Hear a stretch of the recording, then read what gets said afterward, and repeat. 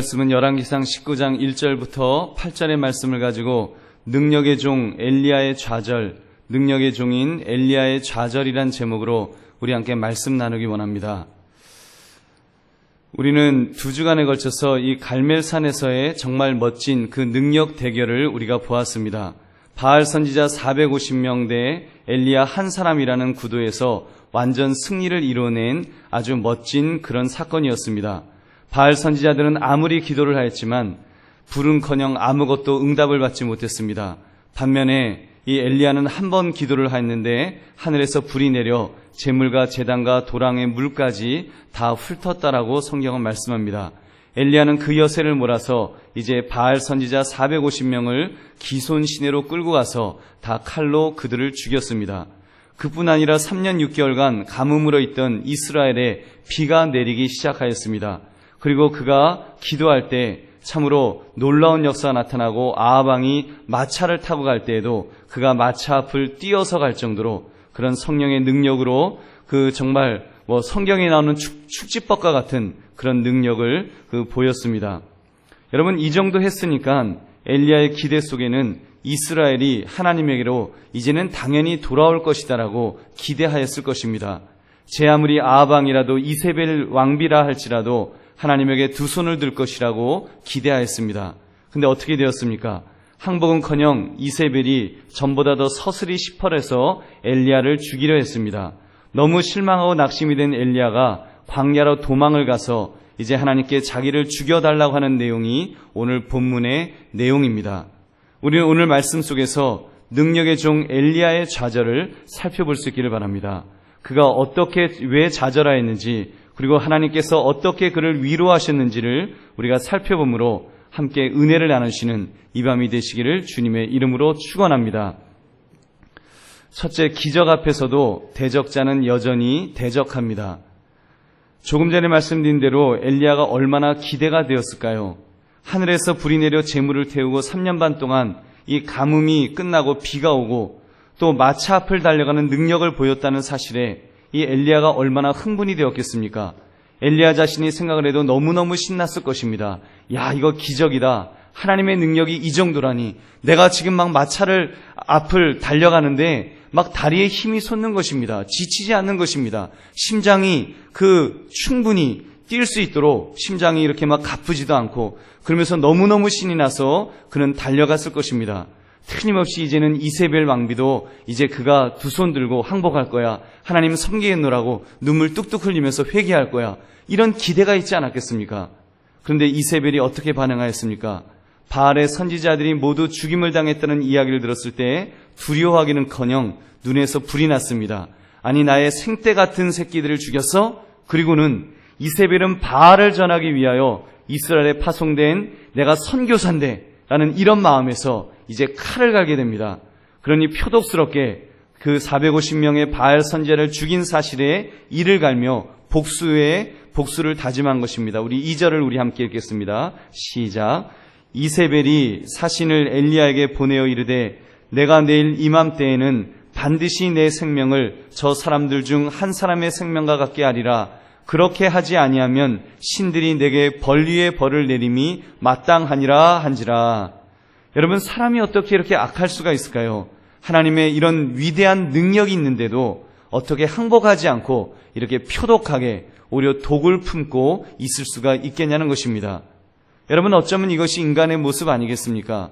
실제로 하나님의 아들 예수 그리스도께서 이 땅에 오셨을 때에도 사람들은 이세벨과 똑같은 모습으로 예수님을 대하였습니다.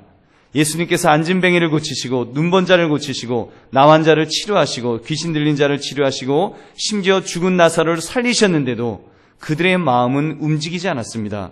여러분, 그러한 능력, 무리를 걸으시고 5,000명 먹이시고 심지어 죽었다가 사흘 만에 부활하셨지만 그럼에도 불구하고 믿지 않으려고 했습니다.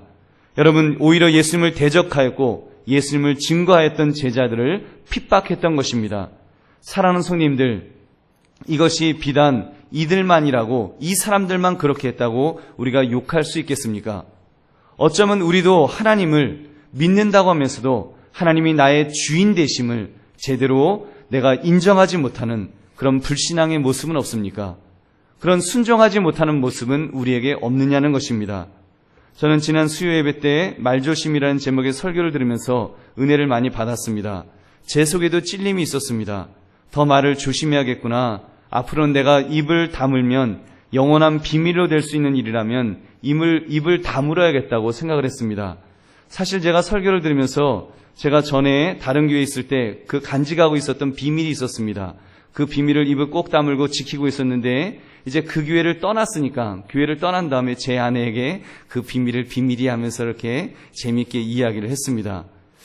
근데 그 설교를 듣고서 그것도 잘못한 거구나. 제가 하나님 앞에서 하나님 제가 입을 다물었으면 그거는 저만 아는 비밀로 끝나는 건데 제 아내한테 이야기를 했군요. 입이 무거운 사람이라서 거기에 끝나겠지만 어찌되었건 한 사람이 더 알게 되었다는 것, 제가 입을 벌려서 알게 되었다는 것에 대해서 제가 회개를 했습니다. 여러분, 사실 우리 그것만 아니라 순간순간 사실 우리가 정말 그 좋은 말만 해야 되겠다고 마음 먹으면서도 실제로 그렇지 못할 때가 얼마나 많이 있습니까? 마음은 좋은 말 해야지 하는데 어떤 이야기를 들으면 부정적인 것부터 말이 이렇게 탁 튀어나갑니다. 그리고 부정적인 말을 해야지 말이 재밌지요. 좋은 말, 그 이야기 듣고, 누가 칭찬하는 이야기 들으면, 맞아, 참 그러네. 이렇게 말하면 신시하니까, 이렇게, 아니야, 그 사람이 이건 나쁘잖아. 말이 그렇게 나오더라고요. 그래서 제가 아직도 참 멀었구나 하면서 더 고치려고 이렇게 다짐을 합니다. 여러분, 우리가 그럼에도 불구하고 제대로 실천이 되지 않습니다. 하나님을 정말 나의 주인으로 모신다면, 그런 주님의 말씀 앞에, 말조심하라는 주님의 말씀 앞에 여러분 순종해야 되는데 제대로 순종하지 못하는 우리의 연약함이 있지 않습니까? 여러분 이 시간 우리가 주님 앞에 회개합시다. 그리고 결단합시다. 주님의 말씀 앞에, 주님의 능력 앞에 내가 정말 무릎 꿇고 순종하는 삶을 내가 살겠노라고 이렇게 기도하며 다짐하시는 저와 여러분 되시기를 주님의 이름으로 축원합니다. 두 번째는 기적 앞에서 더 큰 실망을 할 수가 있습니다. 더 큰 그 기적 앞에서도 큰 실망을 할 수 있습니다. 엘리야처럼 하나님의 엄청난 능력을 행한 사람이 어떻게 그렇게 무너질 수 있을까? 도무지 이해도 안 가고 믿어지지도 않습니다. 엘리야는 그런데 완전히 좌절에 빠집니다. 우리 3절 4절의 말씀 함께 읽겠습니다. 시작. 그가 이 형편을 보고 일어나 자기의 생명을 위해 도망하여 유다에 속한 부엘세바에 이르러 자기의 사환을 그곳에 머물게 하고 자기 자신은 광야로 들어가 하룻길쯤 가서 한 로뎀나무 아래에 앉아서 자기가 죽기를 원하여 이르되 여호와여 넉넉하오니 지금 내 생명을 거두시옵소서. 나는 내 조상들보다 낫지 못하니이다 하고. 아멘.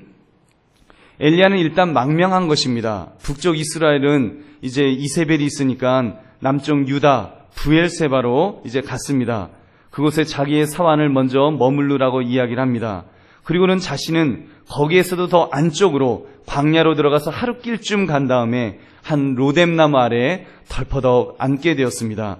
그리고는 죽겠다고 하면서 여호와여 넉넉하오니 지금 내 생명을 거두어 가세요. 이런 기도를 그가 드렸습니다. 여러분 도저히 우리의 생각으로는 이해하기 힘든 장면입니다. 그렇게 엄청난 능력을 행하였던 사람이 어쩌면 그렇게 쉽게 무너질 수가 있었을까? 아방 앞에서도 그렇게 담대했던 사람이 이세벨이 보낸 그 사신의 이야기 그 한마디에 그렇게 사시나무 떨듯이 떨면서 무너질 수 있었을까? 우리가 반문할 수 있습니다. 그런데 두 가지 측면에서 이해가 됩니다. 첫째 측면은 엘리야가 자신을 보기 시작했기 때문입니다. 엘리야가 하나님만을 바라볼 때는 엄청난 능력을 행하였습니다. 아방 앞에서도 또 450명의 바알 선지자 앞에서도 그는 자신을 보지 않았습니다. 그는 하나님만을 바라보았습니다. 그럴 때는 놀라운 능력이 나타났습니다. 그래서 사자와 같은 담대함을 가지고 정말 하늘에서 불이 내리는 그런 역사를 이루어낸 것입니다. 그런데 이세벨의 독한 이야기를 들었을 때 엘리야는 한순간 자신을 보기 시작합니다. 왜 자신을 보게 되었을까요? 이세벨의 독한 말에 이제 뭐가 보이기 시작하는 것입니다. 환경이 보이고 그 속에 있는 자신을 본 것입니다. 이세벨이 누구입니까? 이스라엘 나라의 왕비였습니다. 더구나 그 아버지가 이웃 나라의 왕으로서 바알신을 섬기는 제사장이었던 사람입니다. 그런 여자가 지금 한을 품으니 온열의 한기를 지금 이 엘리야가 이렇게 느꼈습니다. 반면에 자신은 누구일까요? 하나님이 부르신 선지자라는 것 이외에는 아무것도 내세울 곳이 없는 평범한 사람이었습니다. 하나님을 바라보면 선지자지만 환경을 바라보고 자신을 바라보면 자기는 그냥 한 백성에 불과합니다. 내가 무엇을 할 수 있을까? 한심스러웠을 것입니다. 더구나 나 하나만 남았는데 아무도 나와 같이 하나님 일을 할 사람도 없는데 나뿐이 없는데 라고 생각하니까 이제는 환경을 바라보니까 이제는 너무나 보잘것없는 자기 자신을 바라본 것입니다. 그래서 기운이 쭉 빠지고 좌절하게 되었던 것입니다. 사랑하는 성도님들, 우리 믿는 사람들에게 위험한 것이 있습니다. 환경을 보는 것과 그리고 자신을 보는 것입니다. 환경을 보면 우리도 어떤 느낌이 듭니까?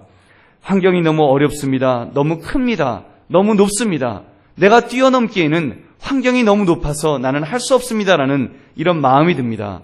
반면에 또 나를 쳐다보면 나는 또 너무 보잘것없지 않습니까? 아무것도 없습니다. 내가 할 수 있는 것이 무엇이 있겠습니까? 우리는요, 환경을 바라보고 자신을 바라보면 좌절할 것밖에 없습니다. 근데 베드로와 같은 사람, 여러분 무리를 걸으시는 예수님을 볼 때 그도 무리를 걸었습니다. 근데 환경을 바라보고 자신을 바라볼 때는 물속에 빠졌던 것입니다. 그러므로 우리는 무엇을 바라봐야 하겠습니까? 여러분 하나님을 바라봐야 할 줄로 믿습니다. 우리의 눈높이는 하늘을 바라보고 하나님을 바라보고 있을 때 여러분 우리가 힘이 있게 살아가게 될 줄로 믿습니다. 여러분 하나님을 바라보는 비결은 하나님의 말씀을 붙드는 것입니다. 하나님의 말씀을 붙들어야 됩니다. 우리 다른 것 의지하지 맙시다. 우리가 구원의 확신에 대해서 배울 때 이런 이야기를 합니다. 우리를 끌어주는 것은 감정이라고 하는 기관차가 우리를 끌어주는 것이 아닙니다. 사실 우리를 끌어주는 구원의 확신에서 우리를 끌어주는 것은 사실의 기관차, 이 성경이라고 하는 말씀이라고 하는 말씀의 기관차가 우리를 끌어줘야 됩니다. 이 말씀의 기관차를 우리 연료차인 믿음이 계속해서 옆에서 뒤에서 가면서 기관차의 말씀으로 끌려갈 때 그때 우리 뒤에 따라오는 객차, 기쁨의 객차, 감정의 객차가 따라올 수 있다는 것을 이렇게 말씀을 나눕니다. 여러분 그러므로 우리도 이렇게 주의 말씀, 정말 말씀만을 붙들면서 말씀만 바라보면서 말씀이 약속하시는 것들, 이것들만 의지하며 살아가시는 저와 여러분 되시기를 주님의 이름으로 축원합니다. 또 한 가지 측면은 엘리야는 능력 후유증을 겪었기 때문입니다. 엘리야가 행했던 일은 엄청난 능력이었습니다. 450명과의 대결, 그것은 그의 힘만으로는 불가능한 일이었습니다. 여호와의 영이 그에게 강하게 임하셨기 때문에 그가 하나님만을 바라보며 그 싸움을 이길 수 있었습니다. 그에게 나타났던 엄청난 일들, 하늘에서 불이 내리고 빗속을 달려가면서도 전혀 피곤치 않았던 일, 여러분 그가 속으로 그러지 않았겠습니까? 야, 이거 기적이다. 어떻게 내가 이렇게 뛰어가는데 어떻게 내가 지치지 않지? 어떻게 심장이 터지지 않지? 어떻게 내가 이렇게 빨리 뛸 수가 있지? 막 자기가 자기를 생각해도 막 너무 신나서 막 어쩔 줄 몰라면서 지금 아방의 마차 앞을, 그것도 빗속에서 달려가고 있었습니다. 그렇게 엄청난 일을 행한 후에 여러분 따라오는 감정이 무엇일까요?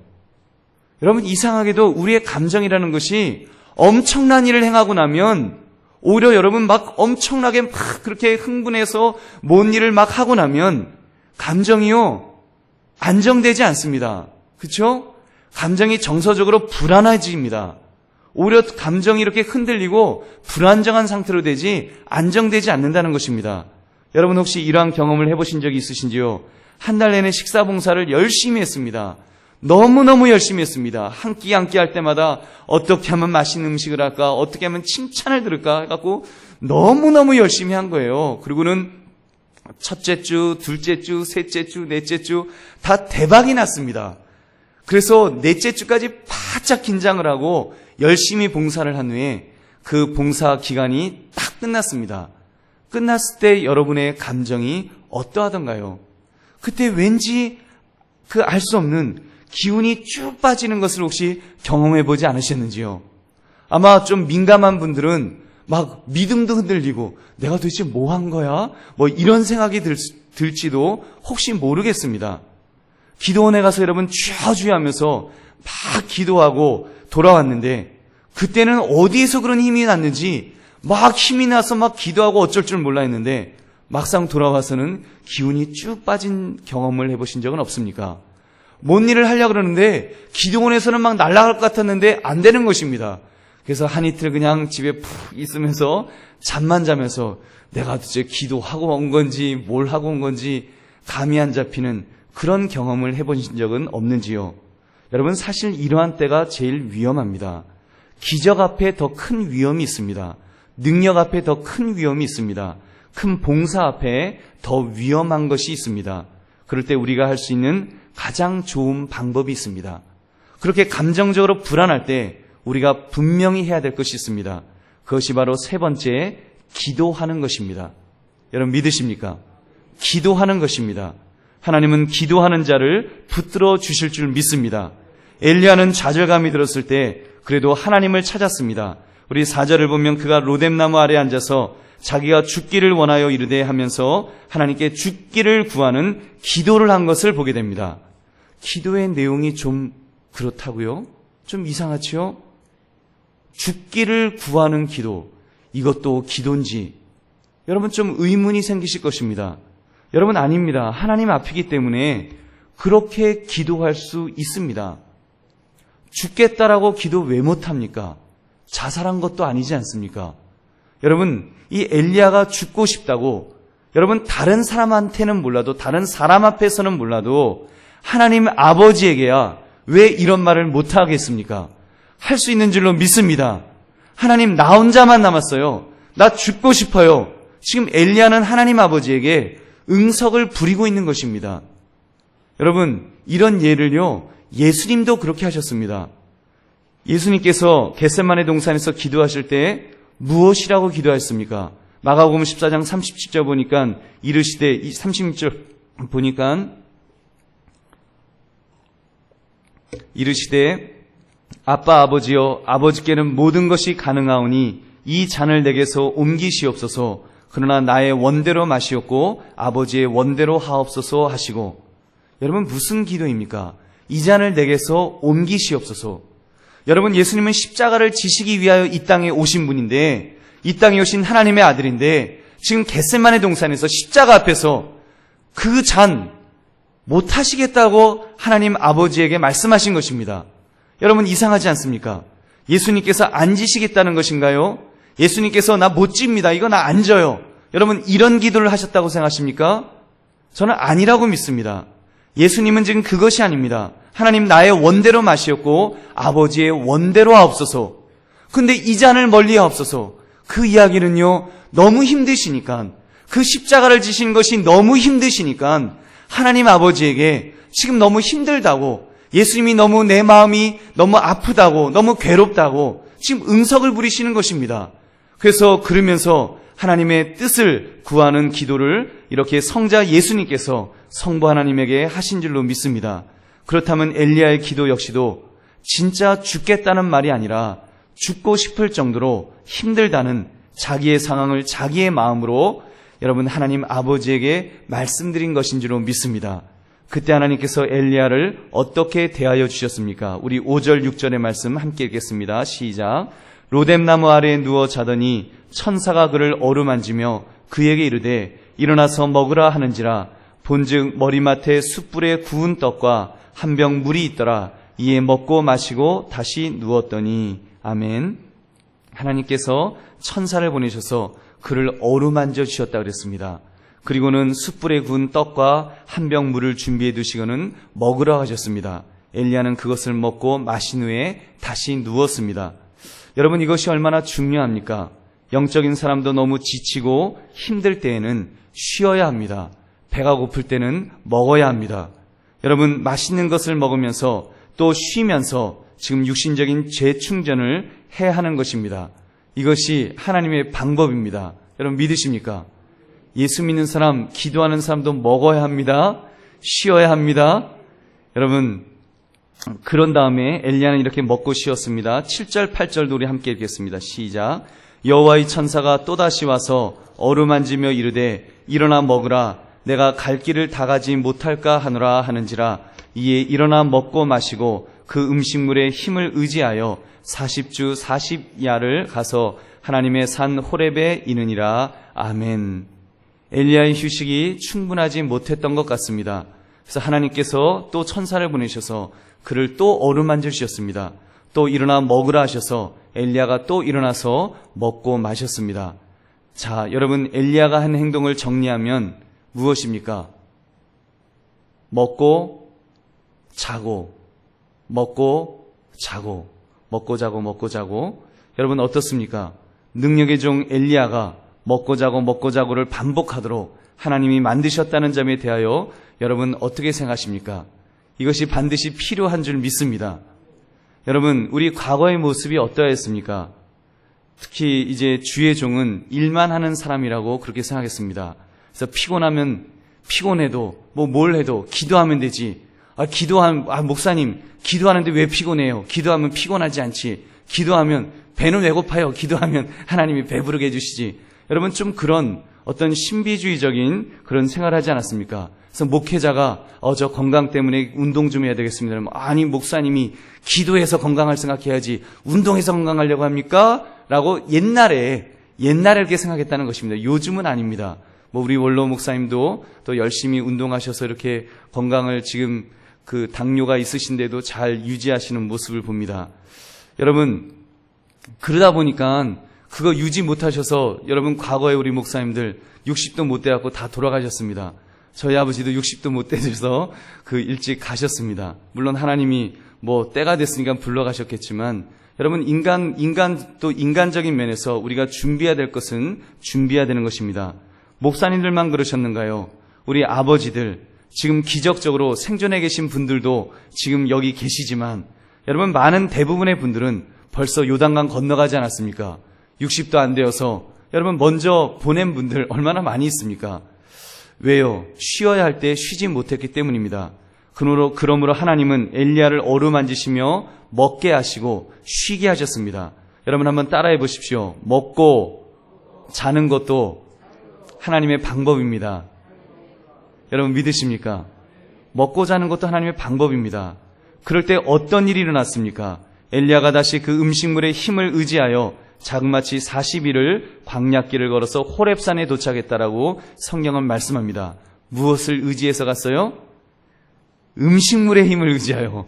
여러분 참 재밌죠? 성경에 엘리야가 성령의 능력으로 아니면 기도의 능력으로가 아니라 지금 음식물의 힘을 의지하여 자그마치 40일 광야길을 갔다, 이런 말씀이 있습니다. 그렇습니다. 엘리야가 갈멜산에서 능력 대결을 한 이후에 정신없이 사역 속에서 음식도 못 먹고 있었기에 음식을 주시며 쉬게 하심으로 재충전을 받게 해주신 줄로 믿습니다. 말씀을 맺습니다. 사랑하는 성도님들, 오늘 말씀을 통하여 어떠한 도전을 받으십니까? 저는 두 가지 도전을 말씀드리려고 합니다. 첫째는 엘리야처럼 너무 지치고 너무 힘들고 너무 괴로울 때면 하나님 아버지에게로 오십시오. 여러분, 하나님 아버지에게 오십시오. 기도로 하나님께 가까이 나오시라는 말씀입니다. 그래서 아버지에게 내가 너무 힘들다고, 내가 너무 어렵다고, 내가 너무 고통스럽다고, 내가 정말 어떻게 할 수 없다고, 죽을 지경이라고, 죽고 싶다고 까지도 말할 수 있어야 됩니다. 여러분, 왜 사람들이 자살을 할까요? 기도하는 사람, 하나님 아버지에게 기도하는 사람이 자살을 할까요? 저는 아무리 생각해도 여러분, 정말 그 사람이 기도하는 사람이면 하나님이 자살하도록 만드시지 않으시리라고 믿습니다. 여러분, 왜 그렇습니까? 하나님 아버지가 기도하는데 너 힘들지? 너 너무 어렵지? 그래, 너 빨리 자살해갖고 빨리 와라.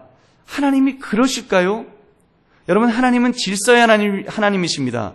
하나님은요, 한 입에서 두 말씀 하시는 분이 아니십니다.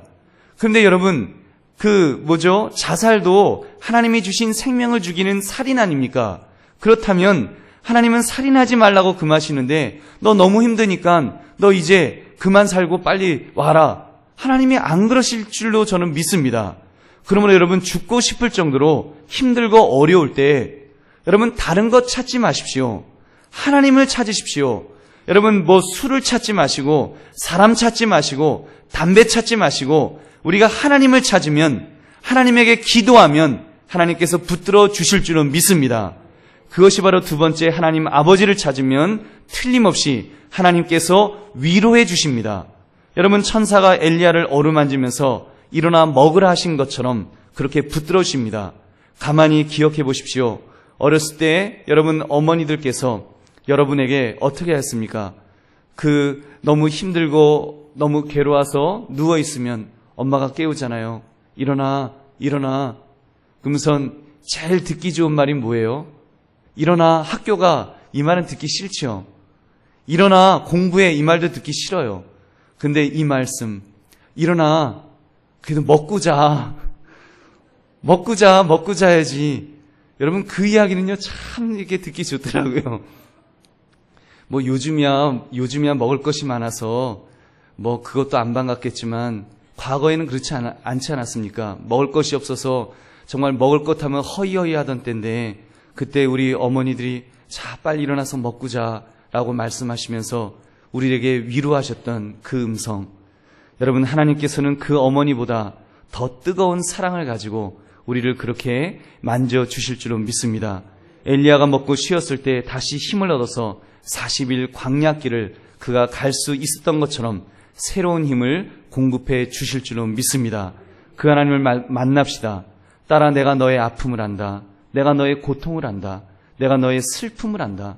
너가 죽고 싶다고 할 정도로 그렇게 힘들어하는 그 너의 모든 것들 내가 다 안다. 너의 머리카락까지라도 내가 세어진 바 됐는데 내가 너의 아픔을 모르겠니? 하나님께서 여러분을 만져주실 줄로 믿습니다. 여러분, 천사가 엘리야를 이렇게 어루만져 준 것처럼 참으로 하나님께서 우리를 만져주시고 또 우리에게 숯불에 구운 그렇게 맛있는 떡도 먹으라고 하시고 또 쉬라고 하시면서 우리를 이렇게 붙들어 주실 줄로 믿습니다. 여러분, 그렇게 할 때 살 길이 우리에게 열릴 줄로 믿습니다. 그러므로 엘리야의 좌절이 주저앉음으로 끝난 것이 아니라 다시 새 힘을 얻어 일어난 것처럼 저와 여러분도 여러분의 좌절도 하나님 안에서 다시 일어설 수 있는, 기도 속에서 주님을 만남으로 다시 일어설 수 있는 그런 저와 여러분 되시기를, 이 밤이 되시기를 주님의 이름으로 다시 한번 축원합니다. 우리 함께 통성으로 기도하겠습니다. 오늘 말씀